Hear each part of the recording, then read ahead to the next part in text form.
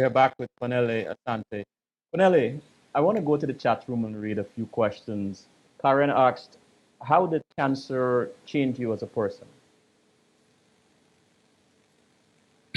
How did cancer change me as a person? Yes. I'm very aware, very, very deeply aware of my mortality. I'm aware of the blessing of good health. You know, before cancer, I didn't pay too much attention to health. I always, talk about how we very readily talk about my 5-year plan career-wise, but we never factor into it the possibility of being ill. So that's what cancer has done for me, gifted me the realization of time, of the beauty and the gift of vitality and vibrance and things. Karen, again, were you scared of dying and how did you overcome that fear? Karen, how do you overcome the fear of dying?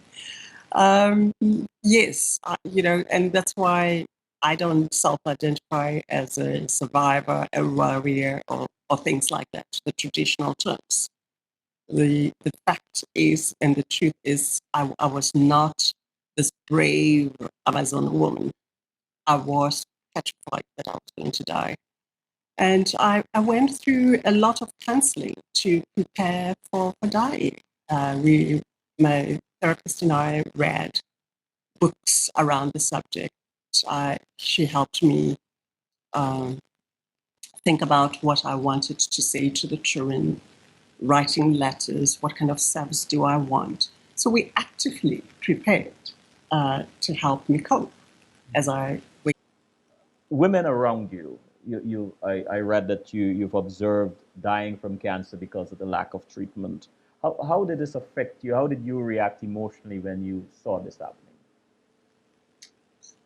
That is a Well, that's the hardest part of my work because I get to know these women as people, as mothers. Um, Losing them, and this is a difficult question for me, losing them impacted. I lost 5, and each time it took something out of me. The biggest loss was last year in April. This woman who had gifted me the privilege of following her around for 2 years, unfortunately died. And when she died, I decided that I could no longer be in communities. I could no longer witness so closely dying because of deprivation. So my family and I, mostly my family asked me, please reconsider how to help without going in and getting so close and going through this pain over and over again. Wow. But the loss is cut very deeply. And now that we're reflecting on that, I'd like to dedicate this waking up to all their memories and thank them for what they taught me, because it shapes what I do. Yeah. When you first started this journey, what were some of the most frustrating challenges you had in getting your word out, in being heard? For me, the most frustrating would be talking to politicians or public officials and trying to help them understand that when we talk about breast cancer, we're not just talking about a woman's breasts. We're talking about the whole woman. And trying to impress on them the importance of integrated approaches to health messaging or health interventions. When I would talk and say, for instance, this woman that just made me sad reflecting on, she didn't have adequate housing, she didn't have water, she had 2 children, She had a domestic violence order against her children's father, a child maintenance audit. So when I sat down and counted the social challenges that were acting as barriers to her treatment, there were 9. And I would go into a policy office and try to raise issues, for instance, around, can we please get her a temporary house while she's on treatment where she can live with her children? And people would say, no, but, Kwanele, housing does not have anything to do with breast cancer. Stick to breast cancer advocacy. And I have to say, excuse me, this is breast cancer. It doesn't happen in these little beautiful silos and fragmented approaches. You need to address the issues, the health and socio-economic issues comprehensively to better serve these women.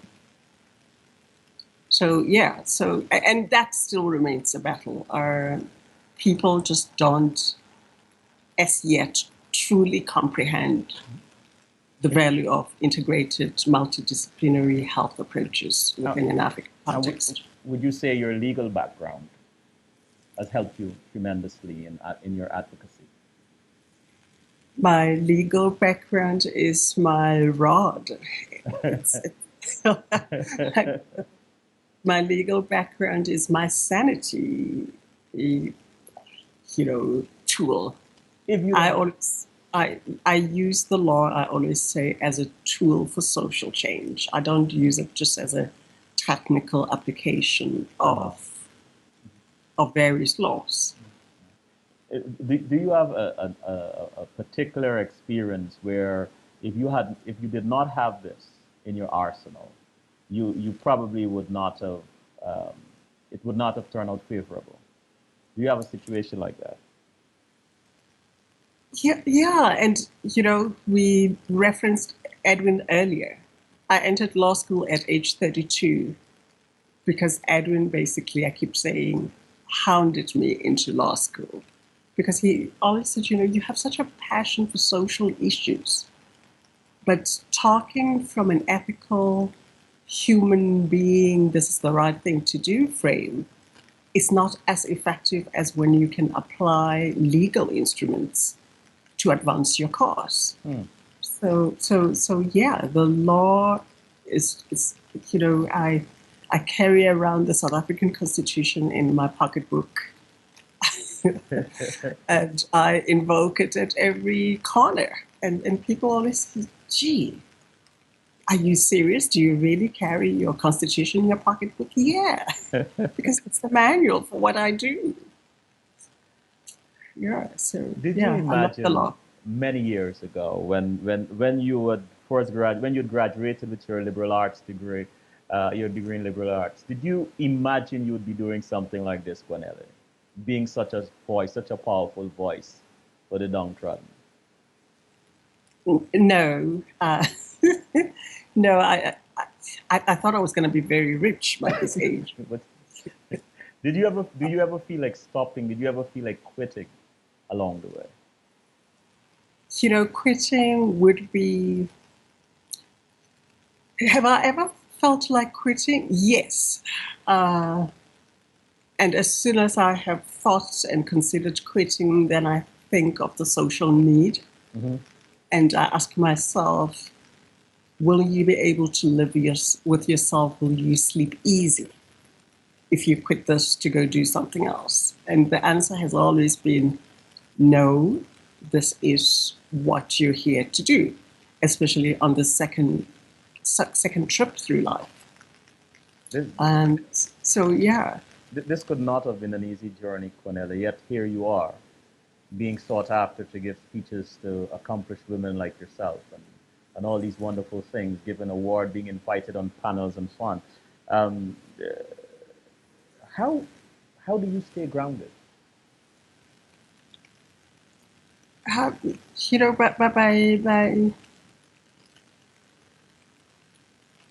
By remembering that I'm human, Mm-hmm. um, and that I should not get too carried away with the fame and glory.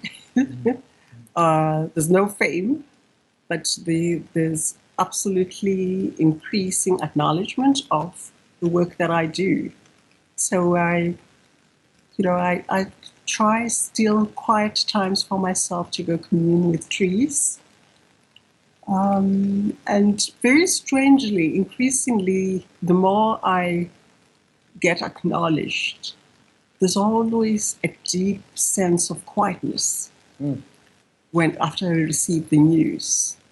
And as I grow older, I actively gift myself time off to go sit with the silence, to go commune with nature, If I may or ask, listen to beautiful African music. we have something in common. If I may ask you this, and if you will allow us a glimpse into this silence sometime, what are some things you hear? What are some things the silence, or what does the silence tell you sometimes that you can share with us, or you care to share?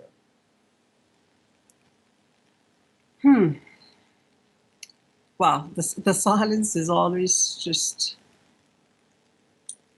yeah. Just, the silence gives me humility and deep sense of gratitude and compassion. There's just so much depth for me personally in the silence. Just being and surrendering. I was taught a very beautiful ritual some 5-7 years ago to surrender myself to the universe Yeah. by lying flat on my back and allowing it to hold me and embrace me and trusting it to care for me in that union of my physical body lying open and welcoming through the forces of nature. Kwanele, when you think of some of the women who died because they did not have access, died perhaps because they were uneducated, died because there is a blanket of poverty around them, what would you say saved your life? Uh, the ability to read, education saves my life. I have no doubt about that because I could read and see things. Initially I knew broadly about breast cancer. Once I was in treatment, I could go and read up on my treatments. And when I was complicating, for every complication I have had, it has been me as a patient saying to my doctor, excuse me, something here is wrong. And unfortunately, I wasn't always listened to. And I wasn't listened to, actually, frankly, most of the time. But the ability to read and articulate my needs in English and insist and advocate for myself. That plus the fact that I have access to essential treatments. I haven't shared. I'm a bilateral breast amputee. I also happen to have a very fancy heart machine that helps me with my heart, and 1,001 tablets that I have to take every day. Those things. What keeps you going and what gives you hope?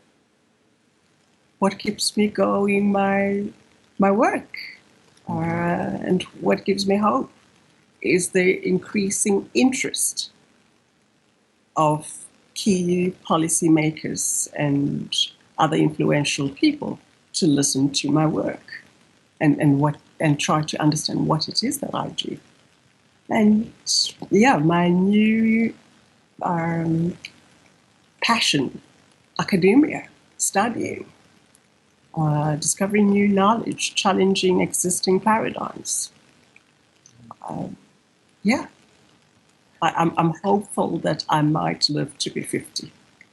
You know, I, Kwanele, it is said that when people are driven, either because, oftentimes it's because there is a big enough why they're doing what they're doing. Some people go after the thank yous and the accolades. It could not have been that for you when you first started, and even now, because you had challenges. Your voice was different. It was strange. It was challenged. Yet you persevered. Yet you continued. What can you tell us was at the core of your personal engine? What drove you? the belief that I was making a difference in people's lives and the absolute generosity and encouragement of the people I serve. Being in communities when I used to do the education things and getting to the end of a 3-hour session and having a grandmother break into song, and then other grandmothers joining in and the community joining in, and people asking me, if you don't mind, may we pray for you? And they would encircle me, surround me, put their hands on me, and ask the African ancestors and their God to please help me in my work, to keep my resolve, to keep me encouraged. That was precious. You know, little things like, Kwanele, we've brought you a bag of oranges because you know you're a patient. It's winter. We don't want you to get sick. Those little things. I have a very special place in my heart for the communities I served because I believe that I wouldn't have made as much progress if I did not have support from the people that I choose to serve. Cornelia, with such humility, do you allow yourself to indulge your accomplishments? To Absolutely. Okay, Absolutely. all right. I'm glad to hear that. I am so glad to hear Absolutely. that. That's wonderful. And Yeah. I want to go to the chat room again and read. Tony said, "Do you meet a lot of men with cancer, and do you speak with them about their concerns?" Do I meet a lot of men? Men, yes, men with cancer. And do you speak to them about their concerns? Yeah, very, very good question, Tony. My the one other thing that's very different with my work, how I advocate, is I always insist that men come along to breast cancer talks. And very interestingly, in terms of grassroots hands-on support, most of it has been from young Black men who, after understanding the disease from a clinical perspective and how it impacts their women, always come along and say, you know, how can we help? And one thing that we didn't talk about so far tonight is my work with the African Organization for Research and Training in Cancer. It's a clinical, scientific nonprofit. And part of the successes in my work has been for me to get myself admitted as a member of that organization Aortic? and given space to work. So there I meet a lot of men and I get to work on cancer in general. I don't work specifically on breast cancer anymore. I focus on all kinds of cancers in Africa. That's the organization with the acronym Aortic, I believe. That's correct. That's correct. That's correct. How long have you been a member with them? I joined them in 2009, so that's 6 years. 6 years. And very quick funny story, when I first went to their biannual meeting in Tanzania, they would ask me, so what discipline are you in? And for some reason, when I was very sick, I would always forget that I'm a lawyer, which is very strange in hindsight. And I would say, no, I'm a cancer patient. And without fail, all of them would say, oh, praise be to God, you're a testimony of our work, our good work. We should let you come and talk and inspire patients. In 2013, that conversation started to shift, where I got invited to go and address a scientific meeting in the main program of the scientific program. And to have about 80 of them show up for my session and give me a standing ovation Wow. after was very powerful. Yes. To see the seismic shift, we're going to Morocco this year, to Marrakesh, and I'm very happy to share that they have formally given me the honor of serving as the head of advocacy for aortic, helping scientists to understand patient needs and bring the mainstream the patient's voice into research. So yeah, we've made a lot of progress. Looking back at your journey and your approach to life, Kwanele, if you could change anything, what would that be? Wow, I can't think of anything I would change because I believe that everything, unpleasant as it was, happened for a reason. Yeah, I probably would have not cursed, not cursed the number of people that I cursed along the way. You cursed? But yeah, but they deserved it. No, I'm kidding. Not cursed them, but spoken very frankly and forthrightly and without apology. But I think the frankness and all of it, the attitude, quote unquote, is what fired the beast. If I had been calm and gentle from the beginning, I don't think we would be sitting here having this conversation. You know, for many of us, when we think of South Africa, there are still images of apartheid, Winnie and Nelson Mandela. What comes to mind when you think of South Africa? My beautiful country, the land of my birth, the only country that I can ever imagine living in. Ah, A country I love deeply, and I'm honored to be a citizen of. wow. And two things that come to mind whenever you think about yourself today as a black woman in South Africa. What two things Yeah. come to mind? The privilege of voice, Mm. and space to challenge. Yeah, voice. It would be voice, that. and the celebration of identity, I guess, would be the second one. When are you most happy, Kwanele? Excuse me, I didn't hear that. When are you most happy? I'm most happy when I receive acknowledgement for serving. On a personal level, I'm most happy when I'm with my children. What are I'm you? talking, shooting the breeze with my children. What are you most proud of? What am I most proud of? My resilience. That is that is good. Finish the sentence. I look forward to Sunday evenings too. I look forward to Sunday evenings to listen to soothing or very rhythmic music, laying quietly on my bed or on my couch, free from the pressures of my work and the glare of the outside world. What are you most thankful for? The gift of life and my improved health. If you could go back in time, what would you tell the 15-year-old Kwanele? Siri, come down. It will be okay.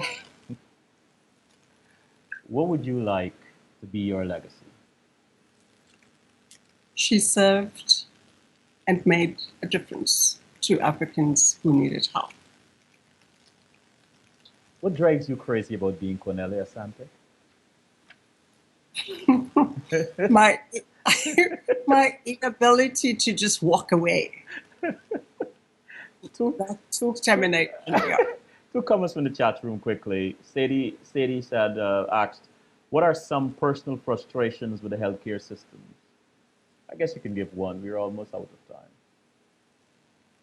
What? What, Just the inequalities of inequality. access, huge disparities in treatment within the South African health sector.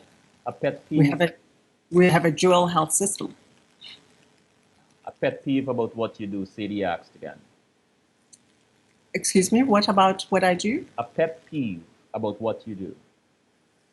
A pet peeve, Yes. seeing so much human suffering. Ah, Kwanele, I have to ask you this question that I ask all of my guests.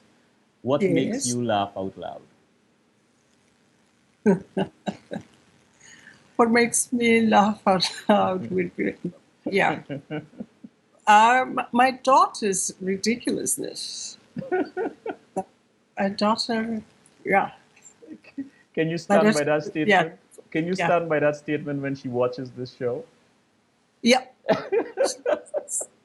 No, she knows. She knows.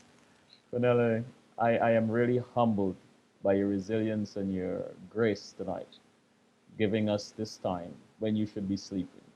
So I want to thank you so very much for sharing your time with us. And you know, Cornelia, you are such a multifaceted person. I know it's not justice to just have one show with you, and I would love to extend an invitation for you to return at some point later.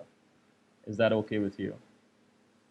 I'd love to, yeah, to hang just doing the lighter stuff before people, before people think, wow, she's too morbid. No, you were wonderful. You were There's more, wonderful. yeah, there's more to Kwanele. And from the bottom of my heart, thank you for giving me this opportunity. Yes, I should be sleeping, but it's been an absolute honor and pleasure to converse with your international community. Thank you for leveraging the web for social good, because for me, this is part Thank you so very much. of advancing social good on a global level. Thank you. Thank you. And this is Selwyn Collins saying good night. And fear not what fear whispers to you, fear your obedience to it. Good night, Cornelia. Good night, everybody. Good night, Selman. Bye bye.